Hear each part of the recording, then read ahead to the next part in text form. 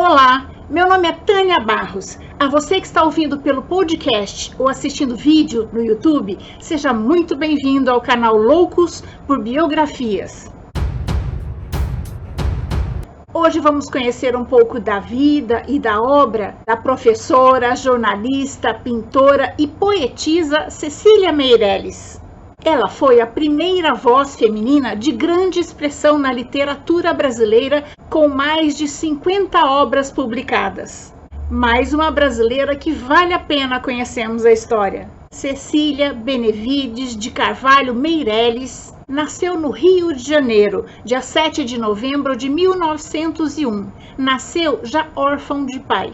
Seu pai, Carlos Alberto de Carvalho Meirelles, faleceu enquanto sua mãe estava grávida. Quando Cecília estava com 2 anos, sua mãe, Matilde Benevides Meirelles, também faleceu. Ela foi criada por sua avó materna, Jacinta Garcia Benevides, e por uma babá que lhe contava muitas histórias e lhe despertou o amor pelo folclore. Sua avó era muito religiosa e a menina Cecília via a sua avó sempre rezando pelos outros, por familiares falecidos, vizinhos e amigos queridos. Da avó, herdou sua tendência espiritualista, que percorreu todo o seu trabalho. A maioria de suas obras expressa estados de ânimo, predominando os sentimentos de perda amorosa e solidão. Ela disse: "A minha infância de menina sozinha deu-me 2 coisas que parecem negativas, mas para mim sempre foram positivas: silêncio e solidão." Fez o curso primário na escola Estácio de Sá, onde recebeu das mãos do poeta Olavo Bilac uma medalha de ouro, por ter feito um curso com louvor e distinção. Formou-se professora no Instituto de Educação em 1917 e passou a dar aulas em escolas públicas no Rio de Janeiro. Cecília era contra o ensino da religião nas escolas, era a favor do ensino laico e pagou caro por isso, porque naquela época o Brasil tinha um pensamento muito conservador.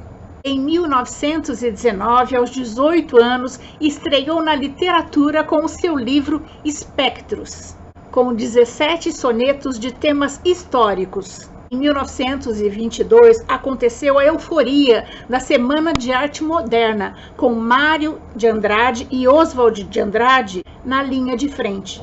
O modernismo considerava ultrapassada as formas tradicionais de artes plásticas, literatura, design e a vida cotidiana. Argumentava que as novas realidades do século XX eram permanentes e que as pessoas deveriam se adaptar às novas visões do mundo. Cecília resistiu ao modernismo e foi na contramão.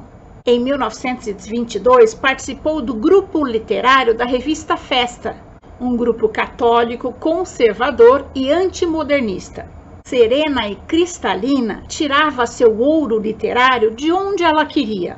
Estava preocupada com uma poesia que fosse mais lírica, mais metafísica, misteriosa, em que a humanidade pudesse se conectar. Por isso, foi chamada de neossimbolista, um movimento que veio da França, mais lírico, místico e muito ligado à musicalidade.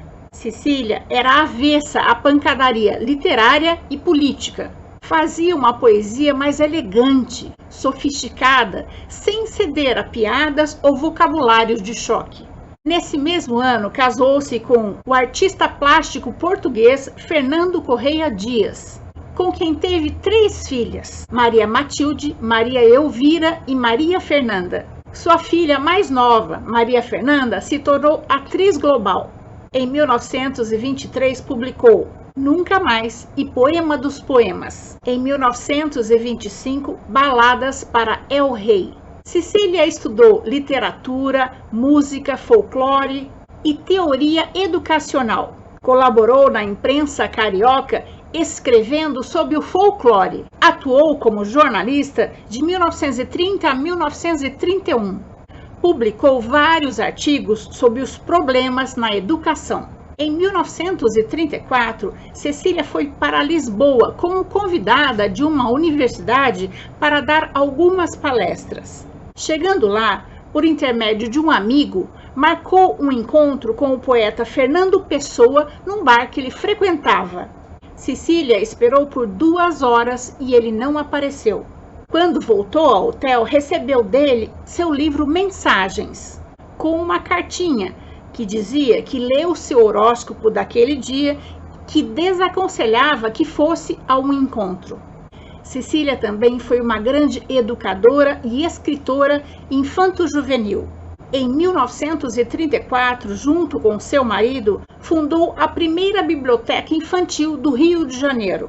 O centro infantil funcionou por mais de 4 anos, com mais de 1.000 crianças inscritas, que iam para lá ouvir Cecília contar histórias. Quem sobe nos ares não fica no chão. Quem fica no chão não sobe nos ares. É uma grande pena que não se possa estar nos 2 lugares. Seu marido, Fernando Dias, sofria de depressão e em 1935 acabou se suicidando em casa. Seu corpo foi encontrado por sua filha mais velha. Foi uma fase muito difícil para Cecília, porque durante anos ela tinha tentado ajudar o marido a sair da depressão.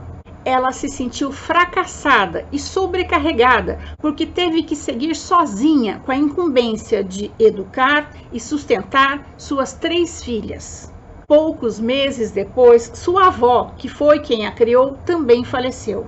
Um fato curioso é que nessa época, em 1936, Cecília recebeu uma carta anônima que dizia que se ela assinasse seu sobrenome com um L a menos, sua vida ficaria mais leve. Como não tinha nada a perder, ela passou a assinar Meirelles com um L só.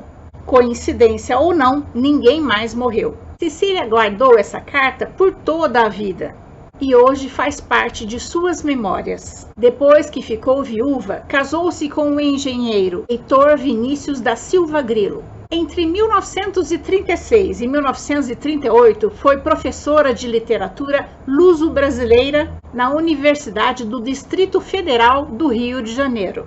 Em 1937, a ditadura de Getúlio Vargas fechou o centro infantil, alegando que lá haviam livros comunistas. Uma das marcas do lirismo de Cecília Meirelles é a musicalidade de seus versos. Alguns de seus poemas, como Canteiros e Motivo, foram musicados pelo cantor Fagner. Em 1939, publicou seu livro Viagem, que lhe deu o prêmio Olavo Bilac de Poesia, da Academia Brasileira de Letras. Em 1940, Cecília foi dar aulas de literatura e cultura brasileira na Universidade do Texas, nos Estados Unidos. Numa das cartas que escreveu a amigos, ela disse: "Todas essas mortes ficaram gravadas na minha alma e imprimiram nela um sentimento de transitoriedade da vida. E eu fui me distanciando de qualquer apego à vida, como algo que é muito passageiro e que necessariamente cessa a qualquer momento. Essas mortes, ao invés de me tirarem algo, elas me deram algo. Um sentimento precioso de que a vida não pode ser só isso que cessa de uma hora para outra. Foi um estímulo para que a minha alma levantasse voo e procurasse além da vida, sem ilusão nos desejos e nas posses, buscando por coisas mais perenes, já que a vida me negava sua presença por muito tempo." Em Portugal, Cecília proferiu conferências sobre literatura brasileira em Coimbra e em Lisboa, onde publicou o ensaio Batuque, Samba e Macumba, com ilustrações de sua autoria. Em 1942, tornou-se sócia honorária do Real Gabinete Português de Leitura do Rio de Janeiro. Já na década de 40, a então jornalista Cecília Meirelles foi para Ouro Preto, em Minas Gerais, para documentar a Semana Santa.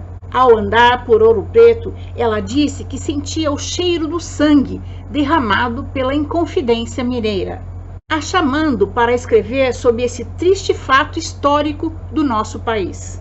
Cecília pesquisou por 10 anos e escreveu o livro Romanceiros da Inconfidência, que foi publicado em 1953 com enorme sucesso. Ela tinha 2 paixões: os clássicos gregos e a literatura oriental, de onde ela tirava muita inspiração.